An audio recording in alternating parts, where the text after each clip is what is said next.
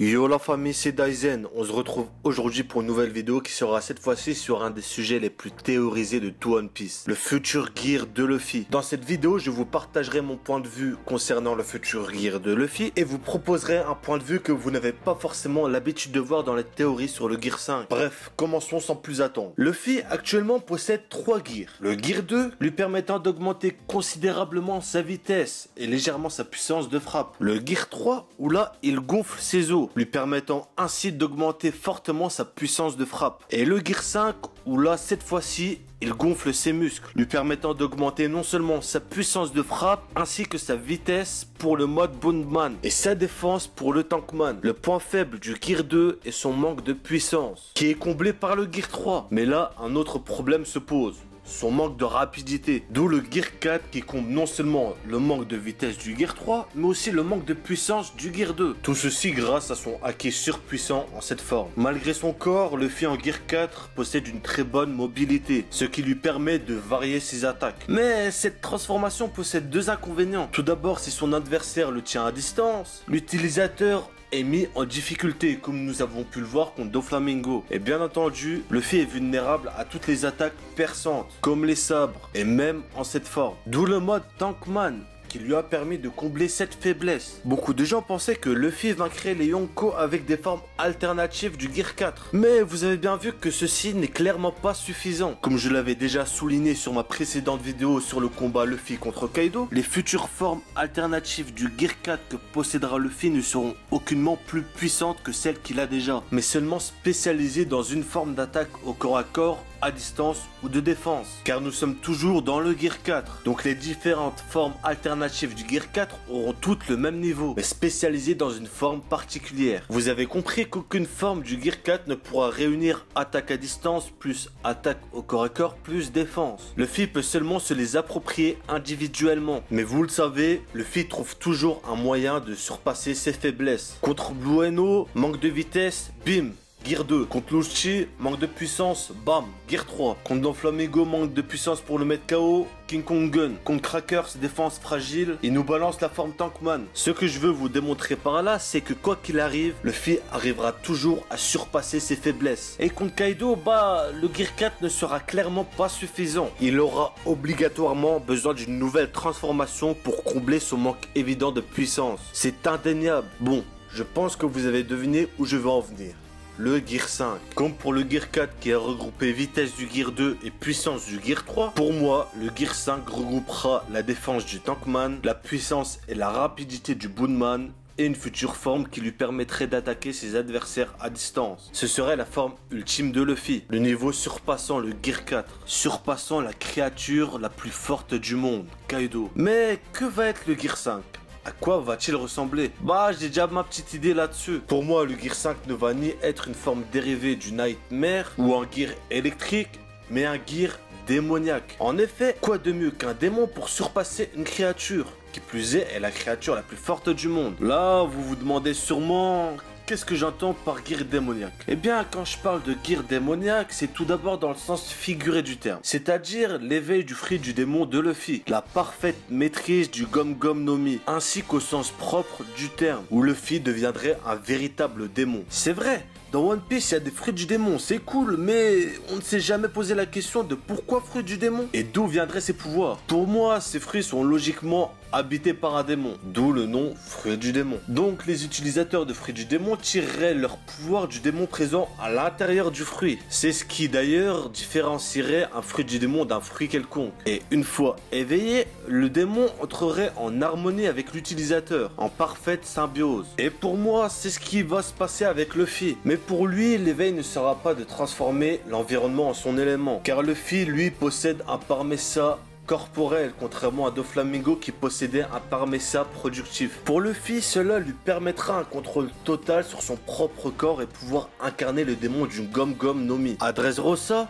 Doflamingo a dit, il y a un tas de nouvelles possibilités après s'être éveillé. Et lorsque tes pouvoirs sont éveillés, cela affecte ton corps et l'environnement. Lorsque Doflamingo a dit que l'éveil affectait ton corps et l'environnement, il parlait en général, c'est-à-dire pour tout type de fruits du démon. Et quand il disait que cela affecte ton corps, c'était pour les Zoan Logia ainsi que les paramécias corporels comme celui de Luffy. L'éveil du fruit du démon de Luffy lui permettrait donc de faire des choses qu'en temps normal il ne peut pas faire, comme par exemple étirer ses doigts sans avoir à exercer de force dessus. En effet, imaginez que vous soyez élastique. Si on vous demande d'étirer votre doigt de la main gauche, vous serez obligé d'utiliser votre autre main pour exercer une force qui vous permettra d'étirer votre doigt. Mais dans le cas de l'éveil du fruit du démon de Luffy, il pourrait le faire sans avoir besoin d'exercer une force quelconque sur ses doigts. Cela lui serait grandement utile pour immobiliser un ou plusieurs adversaires, ou même pouvoir attaquer à distance en utilisant ses doigts comme des index guns. Car je vous rappelle que Luffy s'inspire beaucoup de ses anciens combats pour ses futures attaques. Et cela rejoindrait mon idée selon laquelle Luffy aura un Gear 4 qui lui permettrait d'attaquer à distance. Si Luffy pouvait contrôler son propre corps comme il le voulait, cela offrirait une infinité de possibilités. Maintenant, revenons au fait que je vous ai parlé d'un Gear démoniaque. En effet, je vous ai parlé de l'éveil du fruit du démon de Luffy et tout le bordel. Mais pourquoi Gear démoniaque ? C'est vrai, pourquoi? Eh bien, j'ai pensé à ça en voyant la transformation finale d'Ener, qui pour moi, à 99%, a éveillé son fruit du démon. Ener pouvait contrôler l'électricité qui l'environnait, ce qui est normalement impossible pour un Logia. C'est comme si je vous disais que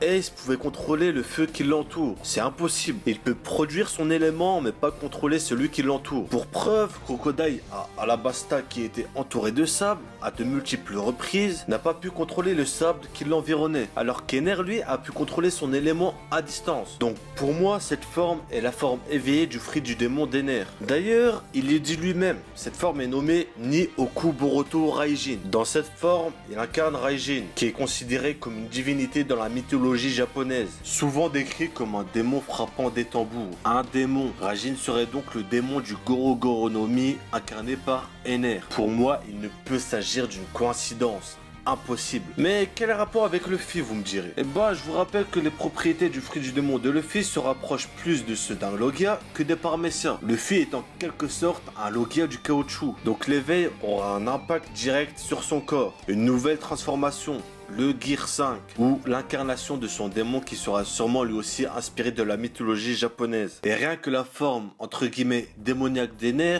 et le Gear 4 de Luffy se ressemblent énormément. D'ailleurs, quand Luffy passe en Gear 4, on peut apercevoir un changement de comportement. Il devient presque arrogant. Son allure fait en quelque sorte peur. On peut clairement voir une certaine hostilité envers les autres qui n'est habituellement pas présent chez lui. Eh bien, cela serait peut-être dû à son démon. D'ailleurs, quand Luffy utilise le King Kong Gun, on peut voir une évolution de sa marque en forme de flamme. Eh bien, je pense que le Gear 5 apparaîtra quand cette marque en question recouvrira tout son corps. Il pourra alors incarner le démon du Gom Gom no Mi. De plus, cela donnerait tout son sens au Monster Trio traduit par trio de monstres. Zoro possède un pouvoir démoniaque, Ashura, venant sûrement du Sendai Kitetsu. Sanji, lui, utilise le Diable Jambe. Bon, pas besoin de faire le rapprochement entre diable, démon, vous voyez ce que je veux dire. Et Luffy, lui, pourra incarner le démon du Gom Gom no Mi. Quoi de mieux pour représenter des monstres que des démons? Cela collerait parfaitement au personnage. Donc pour moi, le Gear 5, c'est l'éveil du Gom Gom no Mi en incarnant le démon de son fruit du démon. Mais là, on peut se demander, est-ce qu'il y aura un contre-coup? Eh ben, j'ai envie de vous dire que même si c'est embêtant,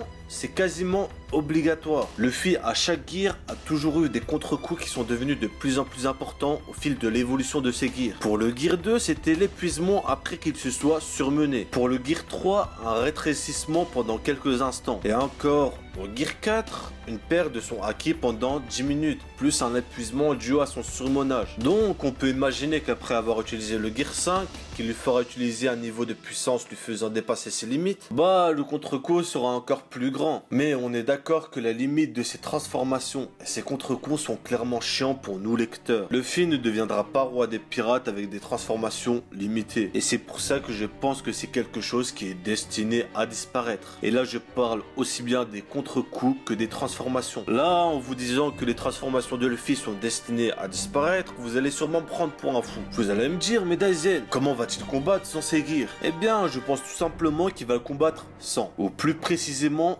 avec et sans en même temps. Vous vous demandez sûrement où je veux en venir. Tout d'abord, j'ai une question pour vous. Est-ce que vous voyez Luffy, une fois devenu roi des pirates, devoir tout le temps se transformer pour combattre? Pour moi, ça ne collerait pas du tout au personnage qu'est le roi des pirates. Il faut que Luffy soit puissant de base, sans avoir à se transformer. Je pense que là, vous êtes d'accord avec moi. Maintenant, je vais vous expliquer là où je veux en venir. Je pense que quand Luffy sera devenu roi des pirates, on aura un après Gear 5. Pas un Gear 6, non, mais un état où Luffy n'aura plus besoin de se transformer pour avoir la puissance du Gear 5. Appelons ça le Gear 1 ou le Gear First, comme vous voulez. Pour rejoindre l'idée de Golgi, ce serait le Gear ultime de Luffy. Mais pour moi, pas une transformation, mais l'état où Luffy réunirait tous ses gears en un, sans avoir à se transformer. Il pourrait, en cet état, utiliser ses anciennes transformations à sa guise. Et ce, encore une fois, sans avoir à se transformer. Par exemple, d'un mouvement de bras, il pourrait faire apparaître seulement le bras du Gear 5 et l'utiliser comme il le veut. Et il n'aura donc plus besoin de se transformer pour pouvoir rendre élastique son haki, car non seulement il aura entièrement éveillé son fruit du démon, mais il aura une maîtrise quasiment parfaite du haki, voire un éveil. Car pour moi, comme je l'ai déjà dit dans une de mes précédentes vidéos, le fait que Luffy puisse rendre son haki élastique